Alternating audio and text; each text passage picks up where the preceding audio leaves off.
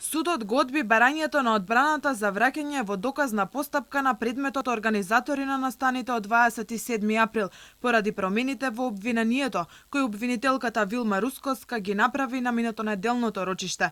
Адвокатите на одбраната продолжија со давање завршен збор за обвинетиот Трајко Велјановски. Според нив, обвинението не може да се потврди и ниту еден од обвинетите не го сториле делото терористичко загрозување на уставниот поредок или безбедноста на државата.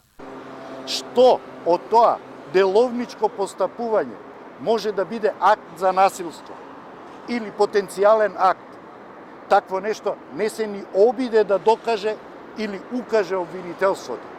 И зашто тогаш расправаме?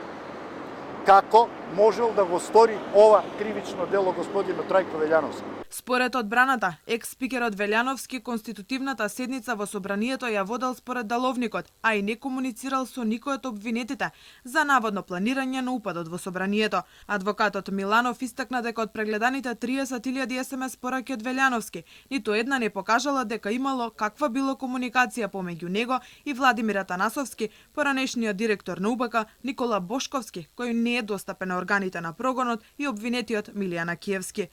Ако имаме премиер кој што сведочеше овде од таа позиција после 4 години на таа функција, со пристап до сите безбедносни информации, со пристап до сите можни информации од тој аспект, јасно е дека неговото сведочење и тврдење дека господинот Трајко, Миле и Спиро не се организатори на овој настан мора да има своја содржина. Одбраната бара од судот ослободителни пресуди за сите обвинети, бидејќи обвинителството не успеало да ја докаже нивната вина. Судскиот процес, кој започна на 21 февруари 2020 година, го води судијата Илија Трпков.